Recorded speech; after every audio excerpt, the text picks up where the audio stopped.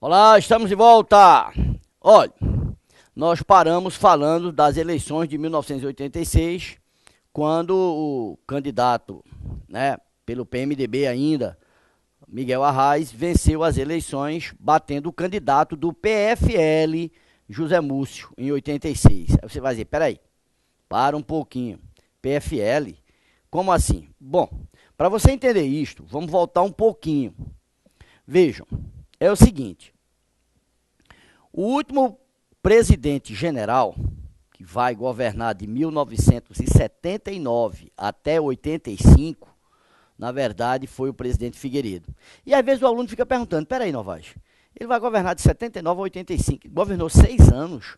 É, rapaz, é porque, veja bem, deixa eu explicar com outro detalhezinho para você entender melhor. Preste bem atenção, veja bem. Lembra-se que eu falei que o antecessor de Figueiredo era o presidente Geisel, foi o presidente Geisel? Muito bem, o presidente Geisel, eu disse a você, ele começa um processo de abertura, ele abre e fecha, não é isto? Veja bem, em 1974, certo? Nós formamos aí no governo dele, o PMDB no governo de Geisel, chegou a formar cerca de 18 governadores de estado, certo? Várias cadeiras de deputados federais e várias cadeiras de senadores. Diga-se de passagem que no ano de 74, certo? As eleições para senador, elas foram de um terço. Um terço. Você sabe que o senador, na verdade, representa o Estado, tem mandato de 8 anos, né? Mas a cada 4 anos você tem eleições para senador, sendo um rodízio de um terço e de 2 terços. Em 74 nós tivemos eleições para senador de 1 terço. E o PMDB formou, na verdade, tá certo? Quase todas as cadeiras, né, de senadores. Significa dizer que a oposição estava ganhando espaço. Aí o que é que o presidente Geisel fez? Fechou um pouquinho. Por isso que o aluno tem que entender que o governo de Geisel é justamente isso. Ele abre e depois fecha. Abre e fecha. Então vejam. O que é que ele vai fazer? Geisel aprovou logo a chamada Lei Falcão. Em 1976, ele aprovou a Lei Falcão. O nome Lei Falcão vem do ministro, tá certo, da Justiça, que era o ministro chamado Falcão, daí o nome Lei Falcão. Veja bem, ó, o que é que dizia a Lei Falcão? A Lei Falcão dizia justamente o seguinte, o candidato, ele entrava mudo e saía calado. Certo? Na propaganda eleitoral aparecia a foto do candidato, o nome dele, o número do partido dele e o número dele. Só isto. Só aparecia a foto. Não tinha esse negócio, eu vou fazer isso, vou lutar por mais educação, por saúde, por segurança pública, nada. O cara entrava mudo e saía calado. Essa era a famosa Lei Falcão. Depois, em 1977, no ano seguinte, em abril de 1977, o presidente Geisel empacotou o Brasil. Aí você diz, que história é essa de empacotou o Brasil? É porque em 77 o presidente Geisel apresentou um projeto que ficou conhecido vulgarmente como o Pacote de Abril. Pelo Pacote de Abril, veja bem, ó, ele criava a figura do senador biônico. Você vai dizer, como é, rapaz? É o seguinte, veja, em 74 você não teve eleições para senador, só que foi de 1 terço. Em 78, você teria eleições para senador, só que seria de 2 terços. Ora, se em 74, tá certo, dos 21 senadores que tentaram, o PMDB formou 16, provavelmente em 78 o PMDB formaria bem mais, assim sendo, o Senado Federal ficaria nas mãos da oposição. Aí, para evitar isso aí, o presidente Geisel criou a ideia, a figura do senador biônico. Dos 2 senadores que seriam votados em 78, um seria indicado e o outro seria eleito. Esse indicado é justamente o que a gente chama de senador biônico. É assim que surge o senador biônico, ok? Então veja bem, ó. Em 77, Geisel empacotou o Brasil, apresenta o famoso Pacote de Abril. No Pacote de Abril ele criava a figura do senador biônico. Deu para entender agora? E ainda no Pacote de Abril, ele aumentava o mandato presidencial de 5 anos para 6 anos. Veja bem, o mandato presidencial deixaria de ser 5, passaria a ser 6 anos. Só que a partir do próximo presidente. Então, quando ele terminasse o mandato dele, o mandato de Geisel seria de 5, mas do próximo presidente seria de 6 anos. Deu para entender? Então, vejam, é por isso que o sucessor de Geisel, que é Figueiredo, vai governar de 1979 até 1985, dando assim um total de 6 anos. E depois de Figueiredo, se você olhar direitinho, vem quem? Vem José Sarney, o presidente da chamada redemocratização. Sarney deveria governar também quantos anos? Também deveria governar 6 anos, só que Sarney abriu mão e só governou 5. Tá bem? Mas olhe bem, veja, Sarney abriu mão de 1 ano e governa 5 anos. Mas olhem para cá, voltando para cá, vamos ver o seguinte. Vejam, o presidente, na verdade, Figueiredo, certo? Ele vai governar de 1979 até 1985. Bom, aí vai dar um total de 21 anos da ditadura militar, não é isso mesmo? 1964, golpe militar, 1985, tá certo? Fim do governo militar, fim do governo do último general, certo? João Batista Figueiredo. Só que é importante que você entenda o seguinte, no governo Figueiredo, no ano de 1983, um deputado lá de Mato Grosso, pelo amor de Deus, presta atenção nisso, um deputado lá de Mato Grosso, certo? Dante de Oliveira, deputado Dante de Oliveira, ele vai apresentar um projeto, que era o projeto das diretas já. Isso em 1983. Você vai dizer, mas peraí, não teve em 1982 a eleição aqui em Pernambuco, por exemplo, que que Roberto Magalhães, né, concorreu com Marcos Freire. Eleição para governador já existia, já estava aberto, certo? Por isso que em 82, aqui houve as eleições entre Roberto Magalhães, tá certo? E Marcos Freire. E Marco Maciel passou o governo para Roberto Magalhães. Marcos Maciel foi o último governador biônico. Deu para entender agora? Então veja bem, olhe para cá, é isso que eu quero que entenda. Preste bem atenção, vejam. Mas não existia eleição direta para presidente. Em 83, é que o deputado de Mato Grosso, Dante de Oliveira, certo? Apresentou o projeto das diretas já. Apresentou o projeto das diretas já. Esse projeto foi discutido e foi votado em 1984. O projeto das diretas já foi votado em 84. Acontece que o projeto não foi aprovado. Ele até venceu no Congresso, mas não teve quórum suficiente para ser aprovado. Era uma emenda constitucional, tá certo, que precisava da maioria absoluta, tá certo, mais de 2/3 dos congressistas, e ele não conseguiu, o projeto não conseguiu. Resultado, o projeto das diretas não foi aprovado. Não foi aprovado. Direta já para presidente. Porém, porque eu acredito até que muitos, que vocês que estão concorrendo a esse cargo de Polícia Militar de Pernambuco, vocês nem viveram esse período aí, essa onda política. Mas eu tenho certeza que vocês já ouviram falar, a chamada campanha das diretas já. Campanha das diretas já, ok? Foi o projeto do deputado Dante de Oliveira para eleições diretas para presidente. Esse projeto não foi aprovado em 84, e em 1985, no ano seguinte, vamos ter eleições para presidente da República. Só que vejam, as eleições não eram diretas, eram eleições indiretas, porque o Congresso indicava. Deu para entender? Haja vista que o projeto das diretas não foi aprovado. Então veja bem, ó, o candidato do PDS, certo? O candidato do PDS, né, vai ser justamente... aliás, me perdoe, desculpa. O candidato do PDS vai ser justamente Paulo Salim Maluf. Mas para você entender por que Paulo Salim Maluf, você vai ter que entender o seguinte, vejam. Existe toda aquela movimentação em 1985 para saber quem era o candidato, certo? O candidato do partido do governo. Antiga Arena, agora PDS. Estão acompanhando o raciocínio aí? Antiga Arena, agora PDS. Aí veja bem, na convenção do partido, na convenção do PDS, certo? A gente sabe perfeitamente que o PDS, de uma certa forma, muitos políticos do PDS, e aí destacam-se os políticos de Pernambuco, eles queriam o candidato, tá certo? Que era Mário Andreasa. Por favor, preste atenção que isso é um pouquinho complicado, para você não se perder se porventura isso venha a cair numa prova.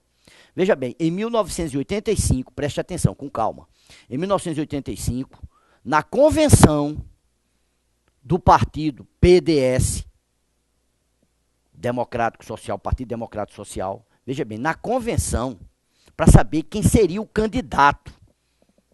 Quem seria o candidato. Porque o candidato da oposição, o candidato do PMDB, apoiado pelos outros partidos, era Tancredo Neves. Era Tancredo Neves. Quem seria o candidato da situação? Antiga Arena, agora PDS.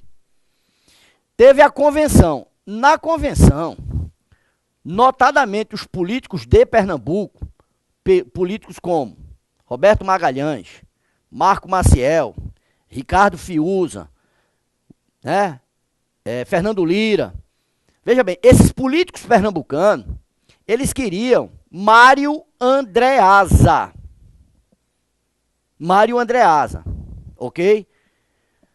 Paulo Salim Maluf, um deputado paulista, muito esperto, e que hoje responde uma série de processos, você sabe disso. Inclusive, a bronca de Paulo Salim Maluf não é só nacional, é internacional, todo mundo sabe disso. Veja bem, ó, sempre foi um político esperto. Paulo Salim Maluf, ele compra, na verdade, tá certo? Membros da convenção do partido. E resultado, na convenção do partido, Paulo Salim Maluf foi escolhido para ser o candidato do PDS, derrotando assim na convenção Mário Andreasa. Até aí vocês entenderam? Então, por favor, vejam, o candidato do PDS vai ser Paulo Salim Maluf. O candidato das oposições vai ser justamente Tancredo Neves. E aí vem a grande pergunta, o aluno pode chegar e perguntar, peraí, Novaes, e aqueles políticos pernambucanos, como Marco Maciel, Roberto Magalhães, Fernando Lira, Ricardo Fiuza e tal, como é que ficou a situação desse pessoal que queria que, na verdade, o candidato fosse Mário Andreasa? Vão aceitar essa malufada, como ficou conhecido, a malufada? Vão aceitar? Não, não vão aceitar. Eles vão sair do PDS, vão formar uma frente liberal, olha a expressão, frente F, liberal, L. Mais tarde essa frente liberal vai formar o PFL, mais tarde, que hoje é o DEM. Hoje é o DEM. Interessante, né? Abrindo um parênteses aí para você entender, era Arena durante a ditadura, governo Figueiredo, pluripartidarismo, volta a ser pluripartidarismo, aí aparece o PDS, certo? Vai formar-se o PFL, Partido da Frente Liberal, e hoje esse PFL é o DEM, o Partido Democrático. Mas fechando esse parênteses, voltando. Então veja bem, esses candidatos de Pernambuco, esses políticos pernambucanos, esses parlamentares pernambucanos, não aceitam Paulo Salim Maluf. Aí então deixam o PDS e passam a apoiar, formar a chamada Frente Liberal. Essa Frente Liberal vai apoiar Tancredo Neves. Veja bem, acontece que essa Frente Liberal vai exigir dos candidatos, de toda aquela conjuntura de oposição que está apoiando Tancredo Neves, vai exigir que o vice-presidente de Tancredo Neves seja justamente José Sarney. Você diz, ih, rapaz, olha, pelo amor de Deus, para não complicar. Vejam, em 1985, Figueiredo está terminando o mandato dele. O general Figueiredo, foi o último general. Isso para ficar bem claro. Acontece que em 84, o projeto das diretas não foi aprovado.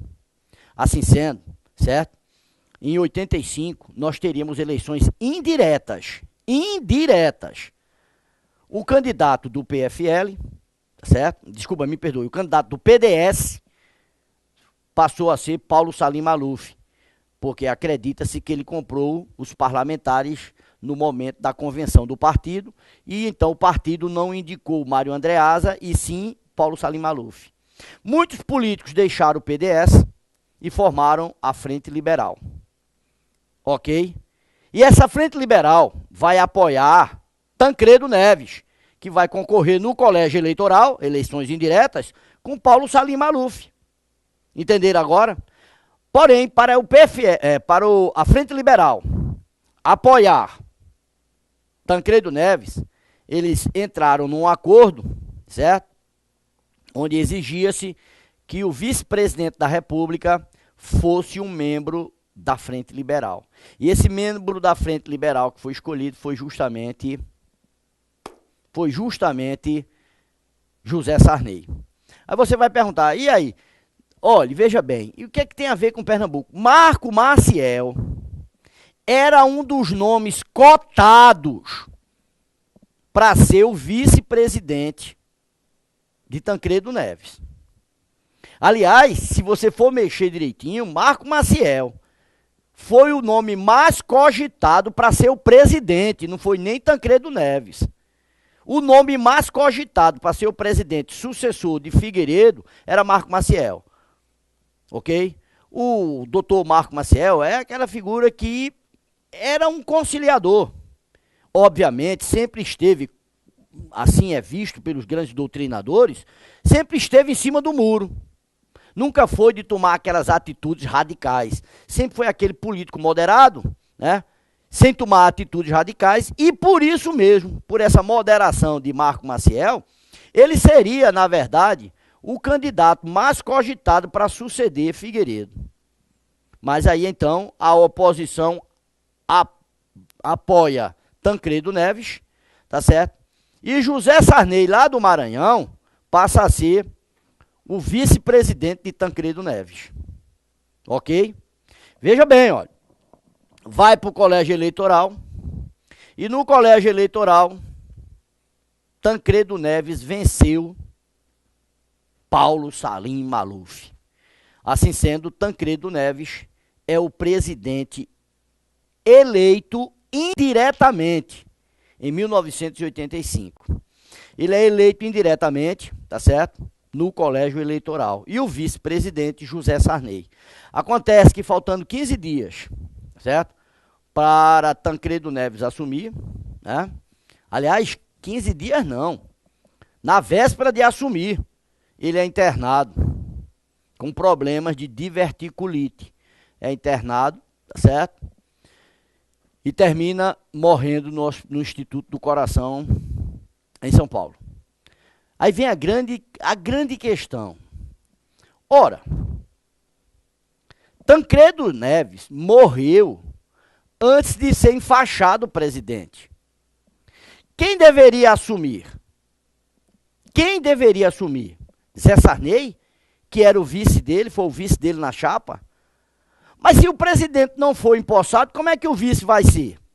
Essa foi a grande discussão da época, tá certo? Só que você tem uma bronca. As oposições queriam o fim do governo militar. O próprio presidente Figueiredo também queria passar aquele abacaxi, queria passar a faixa presidencial. Entende?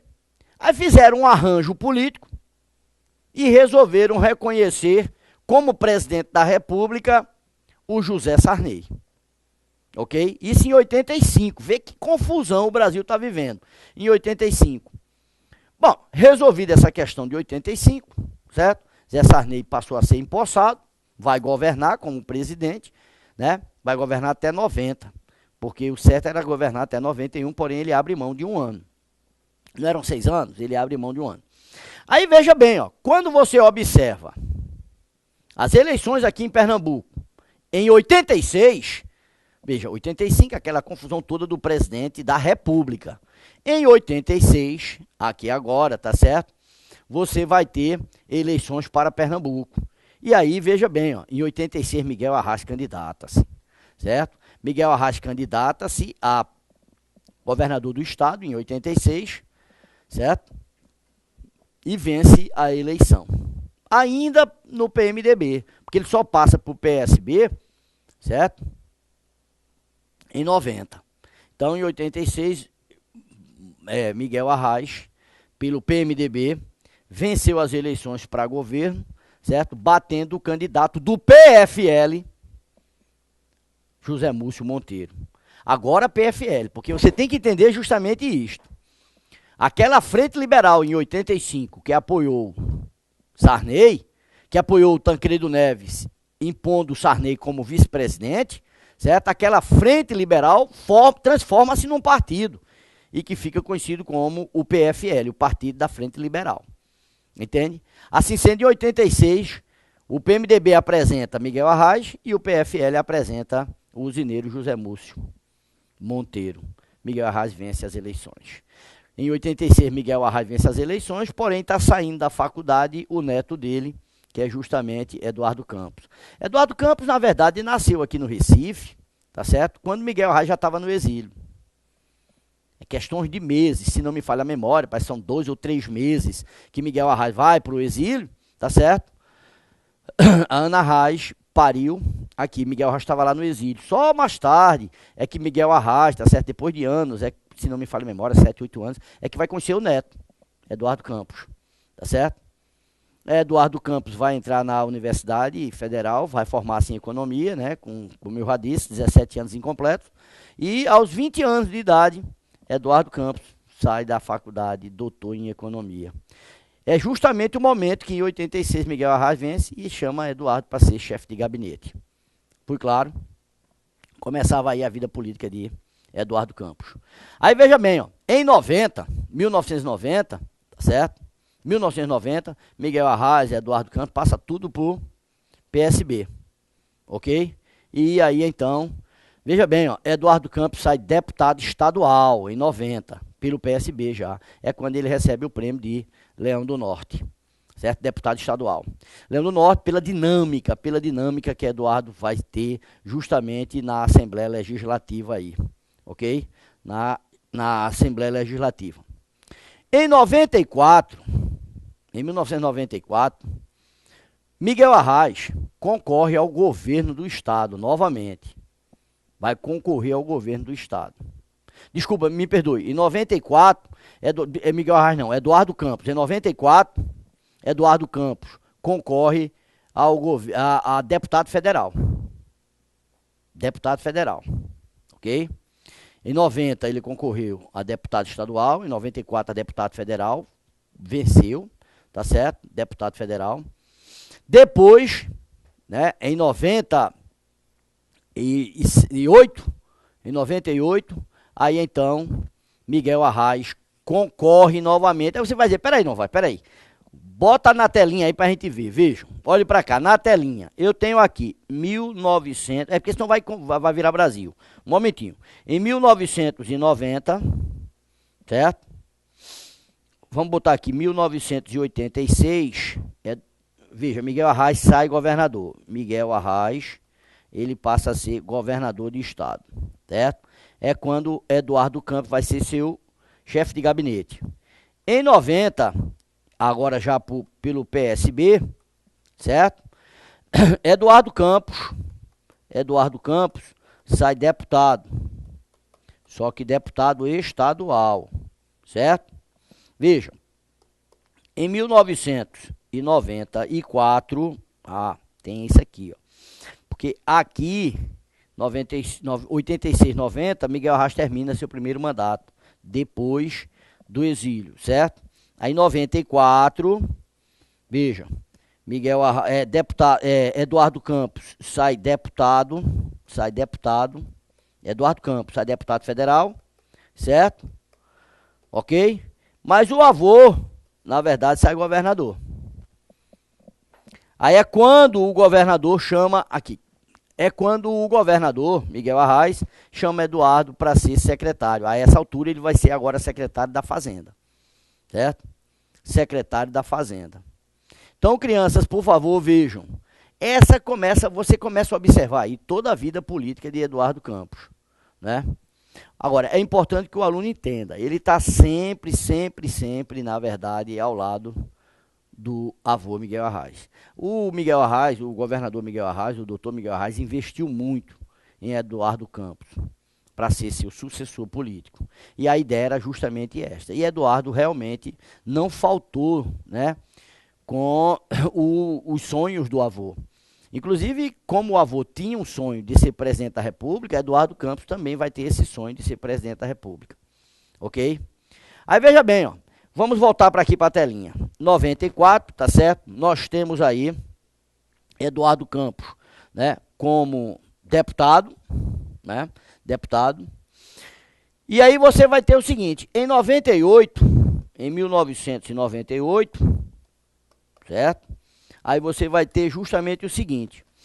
Olha, Eduardo Campos, voltando aqui, veja, Camila. Eduardo Campos, quando foi deputado, em 98, né? Porque você vai ver o seguinte, o avô é governador em 94. Aqui você vai observar que em 94, Miguel Arraes consegue ser governador. Porém, é importante que o aluno entenda que em 94, veja bem, ó, ele vai bater de frente com o governo Fernando Henrique Cardoso. Opa, vejam, eu quero que vocês entendam o seguinte. 94, você tem aqui Miguel Arraes como governador. Só que Miguel Arraes não apoiou o presidente Fernando Henrique Cardoso. Miguel Arraes, na verdade, ele bate de frente aí com Fernando Henrique Cardoso. Resultado disso aí, Miguel Arraes vai fazer um governo altamente desastroso. Porque vem crise econômica. O Brasil está saindo de uma crise econômica desgraçada, né? Até que o real se estruture, tá certo? É muita crise. E você vai perguntar, peraí, não vai, por que tamanha crise? Ora, pelo amor de Deus, vejam, você não pode esquecer que em 1990... venceu as eleições para presidente da República Collor. Você não pode esquecer isso. Collor vence aqui as eleições de 90. Vai confiscar a poupança e tal, papapá, são os planos, plano econômico mirabolante e tal, papapá. Muito bem, vejam. Collor. Em 92, Collor sofre o impeachment. Em 92, Collor sofre o impeachment. Vejam. É a crise que está assolando o Brasil. Quando o Collor sofre o impeachment, o vice-presidente dele sobe. O vice-presidente dele, que é justamente quem? Né? Itamar Franco.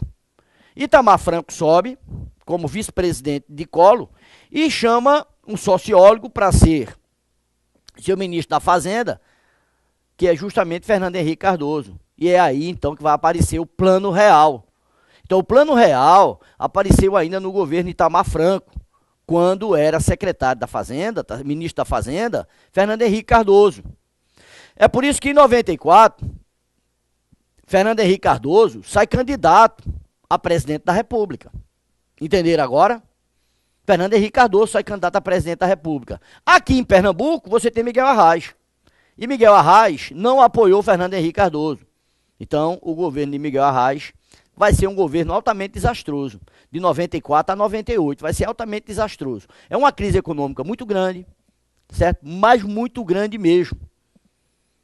Você vai ter que entender que essa crise econômica, certo, vai afetar Miguel Arraes no finalzinho do governo dele. Por exemplo, no final de 1998, de 94 para 98, você tem uma greve pesada. É a greve unida, a greve justamente da Polícia Civil e da Polícia Militar ao mesmo tempo. Isso como fruto da crise econômica que o Brasil está passando, e em particular em Pernambuco, que é justamente o governo Miguel Arraes. É por isso que quando chega em 1998, Miguel Arraes sai candidato à reeleição. Aí você vai perguntar, e vai ter reeleição aí? Já existia? É porque, rapaz, veja, em 94 não sobe Fernando Henrique Cardoso. Fernando Henrique Cardoso conseguiu aprovar uma emenda constitucional, certo? Isso em 97, 1997. Ele conseguiu aprovar uma emenda constitucional que dava ao executivo a reeleição. Assim sendo, ele, Fernando Henrique Cardoso, vai ser reeleito. Dá para entender agora? Em 98 vai ser reeleito. Ele pega de 94 a 98. Foi reeleito. Miguel Arraes, em 98 aqui, vai tentar uma reeleição. Mas como ele foi inimigo político de Fernando Henrique Cardoso, ele não vai conseguir essa eleição, reeleger-se. Até por conta da crise que Pernambuco está vivendo, e some-se a essa, dentro dessa crise, você tem a greve da Polícia Civil e da Polícia Militar. É uma greve poderosa. Miguel Arraes é derrotado em 98. Mas veja bem, em 98 Miguel Arraes é derrotado, mas o seu neto, Eduardo Campos, certo? Consegue em 98 ser deputado federal. Eduardo Campos consegue ser deputado federal. Ok? Como deputado federal, certo? Eduardo Campos vai participar justamente do que a gente chama de a CPI da Nike, por exemplo, que vai envolver justamente a CBF. Veja bem, ó, vamos fazer o seguinte, deixe-me ver aí o tempo que eu tenho aqui, certo? Vamos fazer o seguinte, veja, Eduardo Campos sobe como deputado federal. Vamos analisar direitinho. Meu tempo vai ser curto aqui, rapidinho. Vejam, como deputado federal, ele vai participar justamente, certo? Da CPI da Nike. Aí você pergunta, o que foi a CPI da Nike? Bom, eu vou fazer o seguinte, porque eu vou ter que falar, na verdade, olha a data, 98. Por incrível que pareça, 98 foi a data que o Brasil perdeu para a França. A Copa do Mundo de 98, que a Copa lá na França. O Brasil perdeu de 3-0 para a França. A final, que envolveu o Ronaldinho, estava doente, não estava. Vocês eram muito crianças, vocês nem se lembram dessa porcaria. Vocês só estavam ligados na Copa, e o Brasil é derrotado pela França. Mas isso gerou aqui no Brasil uma CPI. Isso a gente volta já já para terminar esse bloco aí, tá certo? Daqui a pouco a gente volta. 2 minutinhos só.